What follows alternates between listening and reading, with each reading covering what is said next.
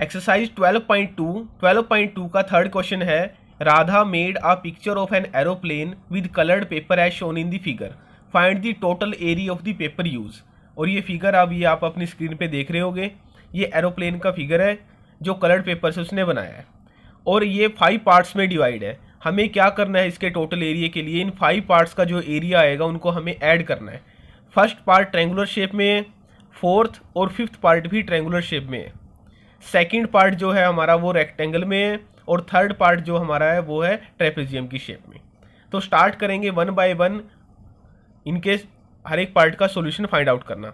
तो first part, अब आप इसको ऑब्जर्व कीजिए इस फिगर को, यहाँ ये 1 सेंटीमीटर है, रेक्टेंगल है, 6.5 ये भी 6.5 है, ये 1 सेंटीमीटर, तो ये लेंथ भी कितनी होगी 1 सेंटीमीटर और ये लेंथ कितनी है 5 सेंटीमीटर। जो फर्स्ट पार्ट में ट्रायंगल है उसके अब 3 साइड्स हमारे पास हैं, तो हम इजीली इसमें हीरोन्स फॉर्मूला अप्लाई कर सकते हैं। तो अब स्टार्ट करते हैं फर्स्ट पार्ट का सॉल्यूशन। पार्ट 1, ये किस शेप में है, ट्रायंगल, और वो भी आइसोसेलेस ट्रायंगल। तो अब आप यहाँ इसकी शेप भी बना सकते हो हर एक पार्ट के साथ। फर्स्ट पार्ट में let A equal to 5 centimetre, B equal to 5 centimetre and C equal to 1 centimetre. Heron's formula apply करना है, तो इसके लिए हमें सेमी पेरीमीटर फाइंड आउट करना पड़ेगा। Therefore semi perimeter equal to A plus B plus C divide by 2 equal to 5 plus 5 plus 1 divide by 2, 11 by 2 centimetre. ये आया सेमी पेरीमीटर। अब यूजिंग हीरोन्स फॉर्मूला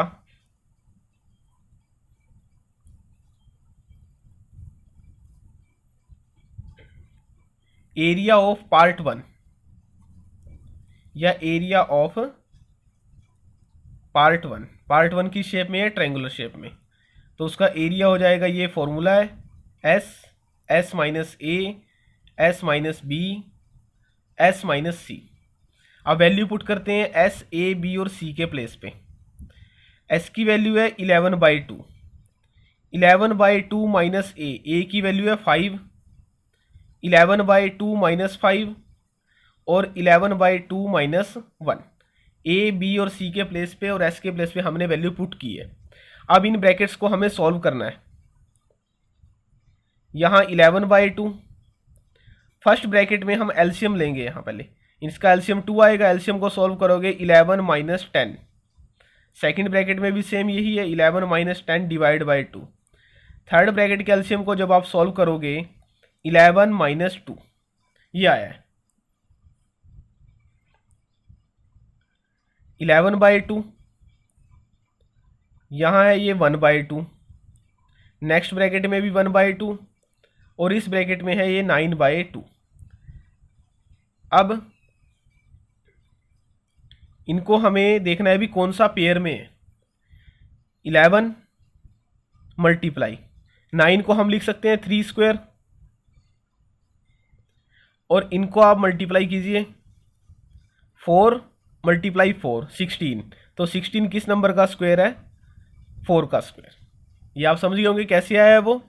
2 मल्टीप्लाई 2 4 और ये भी क्या है 4। इन दोनों को जब हमने मल्टीप्लाई किया है तो डिनोमिनेटर पे क्या आएगा 4 स्क्वायर। अब स्क्वायर से स्क्वायर रूट कैंसिल, तो अब इसके बाद जो नेक्स्ट स्टेप होगा वो क्या होगा 3 बाई 4। ये कैसे है, इस स्क्वायर से इसका स्क्वायर रूट कैंसिल, तो नंबर रह गया यहाँ 3। ऐसे ही डिनोमिनेटर पे भी 4 और स्क्वायर रूट में है 11। अब आप इस क्वेश्चन में 11 का स्क्वायर रूट अपने आप फाइंड आउट करोगे। मैंने क्वेश्चन नंबर 1 और 2 में आपको सिखाया है हमें कैसे करना है। तो मैं यहाँ डायरेक्ट वैल्यू यूज़ कर रहा हूँ रूट 11 की। 3 बाई 4 मल्टीप्लाई रूट 11 की जो वैल्यू है वो है 3.31 और ये अप्रोक्सीमेट है, ये अप्रोक्सीमेट वैल्यू है। इनको मल्टीप्लाई कीजिए डिवाइड बाय 4। इसको जब आप कैंसल आउट करोगे 4 से तो आंसर आएगा 2.48 स्क्वायर सेंटीमीटर, और इसको हम लिख सकते हैं 2.5 स्क्वायर सेंटीमीटर। ये अप्रोक्सीमेट वैल्यू आई है फर्स्ट पार्ट के एरिया की, एरिया ऑफ फर्स्ट पार्ट वो आया है 2.5 सेंटीमीटर। अब फिगर का जो सेकंड पार्ट है वो रेक्टेंगुलर शेप में है और उसकी जो लेंथ और ब्रेथ है वो है 6.5 एंड 1 सेंटीमीटर। तो अब जो सेकंड पार्ट के लिए जो लेंथ है वो क्या है 6.5 सेंटीमीटर और ब्रेथ क्या है वो 1 सेंटीमीटर। तो एरिया ऑफ सेकंड पार्ट, और सेकंड पार्ट ये किस शेप में है, रेक्टेंगुलर शेप में। रेक्टेंगल का एरिया होता है length into breadth equal to 6.5 multiply 1 square centimetre. 1 से मल्टीप्लाई करोगे तो इसका क्या आंसर आ जाएगा 6.5 स्क्वायर सेंटीमीटर। तो ये सेकंड पार्ट का एरिया है। अब इस शेप का थर्ड पार्ट है। थर्ड पार्ट जो सबसे लास्ट में है एरोप्लेन के, वो किस शेप में है, ट्रेपेजियम की शेप में। वो ये शेप बनी है और ट्रेपेजियम का फॉर्मूला क्या है एरिया का, 1/2 multiply height multiply sum of parallel sides. अब पैरेलल साइड्स हैं A B and C D, but इसमें हाइट गिवन नहीं है। अब हाइट हम फाइंड आउट करेंगे। हाइट होती क्या है, ये हाइट है, ये हमें फाइंड आउट करनी है। अब आप ऑब्जर्व कीजिए, सपोज के डी से ये ई पॉइंट है, यहाँ ये एफ पॉइंट है। अब ई एफ सी डी ये है एक रेक्टेंगल। रेक्टेंगल में अपोजिट साइड क्या होंगी, इक्वल होंगी। ये 1 सेंटीमीटर है, इसके अपोजिट ये साइड है, तो ये भी क्या हो जाएगी 1 सेंटीमीटर। ये कंसेप्ट ये समझना जरूरी है और यही इंपॉर्टेंट है इसमें। ये भी 1 और ये भी 1। अब ये पूरी लेंथ कितनी थी 2 सेंटीमीटर। ए से बी तक जो लेंथ है वो 2 सेंटीमीटर है। ई एफ वाला पार्ट 1 है, तो जो ए और ई और एफ से बी तक, ए से ई तक क्या हो जाएगा 0.5 सेंटीमीटर। एफ बी ये भी क्या होगा 0.5 सेंटीमीटर। बस ये मेन कंसेप्ट है, 1 प्लस 0.5 प्लस 0.5, 1 प्लस इन दोनों का सम क्या आएगा 1 इक्वल टू 2, और यही हमारी लेंथ है टोटल 2 सेंटीमीटर। अब हमें जो ये ए ई डी और या बी एफ सी, ये दोनों की दो ट्रायंगल्स क्या हो गई हैं राइट एंगल ट्रायंगल। और राइट एंगल ट्रायंगल में हम क्या फॉर्मूला अप्लाई कर सकते हैं, पाइथागोरस थ्योरम। आप इससे भी करो या इस ट्रायंगल से करो, दोनों से हमें तो सिर्फ ये हाइट फाइंड आउट करनी है। इस फॉर्मूले के लिए एच की वैल्यू फाइंड आउट करनी है। पैरेलल साइड्स हमारे पास हैं 2 सेंटीमीटर और 1 सेंटीमीटर। अब मैं इस ट्रायंगल से आपको करा रहा हूँ, कोई सी भी ट्रायंगल ले सकते हैं, इन दोनों में से आंसर सेम आएगा। Triangle A E D is a right angle triangle, right angle triangle. Therefore by Pythagoras theorem,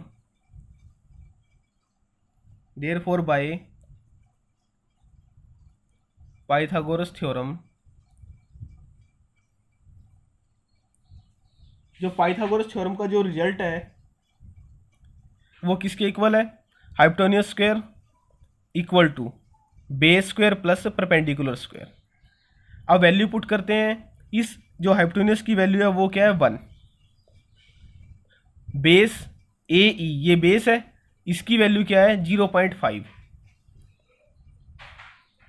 plus perpendicular की वैल्यू हमें फाइंड आउट करनी है, मीनिंग हमें ये डी ई की वैल्यू क्या करनी है फाइंड आउट। अब हम इसको सॉल्व करते हैं। यहाँ सिर्फ जो पी स्क्वायर की वैल्यू होगी वो किसके इक्वल होगी 1 स्क्वायर माइनस 0.5 स्क्वायर। अब taking square root both side, जैसे ये है ना पी स्क्वायर, अब मैं यहाँ स्क्वायर रूट लेता हूँ, स्क्वायर से स्क्वायर रूट कैंसिल, तो यहाँ आंसर क्या आ जाएगा P. Taking square root both side, अब बोथ साइड हमने स्क्वायर रूट लिया है, ये P square equal to 1 square minus 0.5, इसको हम लिख सकते हैं 5/10 होल स्क्वायर। अब ये कैंसिल आउट, तो यहाँ क्या रह गया, यहाँ P equal to 1 square 1 minus, इसको आप कैंसिल आउट कीजिए 1/2 आएगा। 5/10 को जब आप कैंसिल आउट करोगे 1/2, और इसके स्क्वायर को ओपन करना है, ये है वो 1 स्क्वायर माइनस 1/2 स्क्वायर। अब 1/2 के स्क्वायर को आप ओपन कीजिए, यहाँ क्या आएगा 1 डिवाइड बाई 4। इस एलसीएम को हमें अब सॉल्व करना है। 4, 4 माइनस 1, 3/4। अब 3 तो किसी नंबर का स्क्वायर होता नहीं, 4 किसका स्क्वायर है, 2 का, तो इसलिए 4 हम क्या लिख सकते हैं इसको, √3/2, क्योंकि 4 का स्क्वायर रूट क्या है, 2 है। तो जो परपेंडिकुलर की वैल्यू आई है वो क्या आई है, √3/2 सेंटीमीटर। ये परपेंडिकुलर की वैल्यू आई है। अब हमें फॉर्मूले में पुट करना है, जो हमने फॉर्मूला लिखा है ट्रेपेजियम का उसमें हम पुट कराएंगे। अब जो ये वैल्यू आई है पी की वैल्यू, वो आई है √3/2। पी हमारा क्या था, डी था, और डी किसके इक्वल है, सी एफ के। ये दोनों ही क्या रिप्रेजेंट कर रही है, हाइट रिप्रेजेंट कर रही है ट्रेपेजियम की। देयरफॉर जो हाइट है वो किसके इक्वल आई है, √3/2 सेंटीमीटर। अब इसके बाद इस फॉर्मूले का यूज करना है, एरिया ऑफ ट्रेपेजियम किसके इक्वल होगा, area of trapezium equal to 1/2 multiply height की value √3/2 multiply sum of parallel sides. Parallel sides क्या है, 2 सेंटीमीटर और 1 सेंटीमीटर, इनका सम 2 + 1 इक्वल टू, इनको मल्टीप्लाई कीजिए, √3 × 3 डिवाइड बाय 4, यानी इसको हम क्या लिख सकते हैं, 3/4 मल्टीप्लाई √3। और √3 की स्टैंडर्ड वैल्यू एक डायरेक्ट ये वैल्यू होती है √3 की 1.732। बस ये आप यूज़ करोगे, √3 की डायरेक्ट वैल्यू है क्या, 1.732।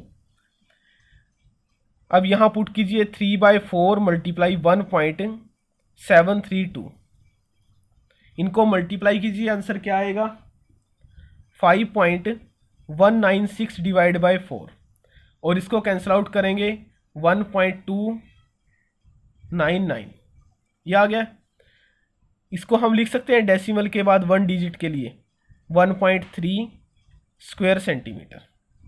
तो ये है थर्ड पार्ट का एरिया। जो थर्ड पार्ट है हमारा उसका एरिया क्या आया है, 1.3 स्क्वायर सेंटीमीटर। अब जो हमारी शेप का ये एरोप्लेन की शेप का फोर्थ पार्ट है वो किस शेप में है, राइट एंगल ट्रायंगल की शेप में। ये राइट एंगल ट्रायंगुलर शेप है। अब इसका जो बेस है वो क्या है, 1.5 सेंटीमीटर, और जो हाइट है इसकी वो क्या है, 6 centimetre. Base 1.5 centimetre, height equal to 6 centimetre. तो एरिया फोर्थ पार्ट, जो फोर्थ पार्ट का एरिया होगा वो किसके इक्वल होगा, 1/2 base into height equal to 1/2 multiply 1.5 multiply 6, cancel out करेंगे 3 आएगा, 3 मल्टीप्लाई 1.5, इनको मल्टीप्लाई कीजिए, आंसर आएगा 4.5 स्क्वायर सेंटीमीटर। ये फोर्थ पार्ट का आंसर है। जो फोर्थ पार्ट जो शेप है इसकी, उसका आंसर क्या है, 4.5 स्क्वायर सेंटीमीटर। अब इसका जो फिफ्थ पार्ट है, फिफ्थ पार्ट भी किस शेप में है, राइट एंगल ट्रायंगल की शेप में। ये बेस है, ये हाइट है। मैं डायरेक्ट लिख रहा हूँ area fifth part 1/2 multiply base into height 1/2 multiply base क्या है 1.5, हाइट क्या है 6। जैसा हमने फोर्थ पार्ट में किया वैसे इसमें करना है, और इनको मल्टीप्लाई कीजिए 4.5 स्क्वायर सेंटीमीटर। अब हमने जो 5 पार्ट थे उन सबका एरिया फाइंड आउट कर लिया है। लास्ट में हमें क्या बताना है, total area of paper use वो किसके इक्वल होगा, area first part, second part, third, fourth and fifth, इन पांचों पार्ट का क्या करना है, हमें सम करना है। तो अब वैल्यू पुट करते हैं फर्स्ट पार्ट के प्लेस पे।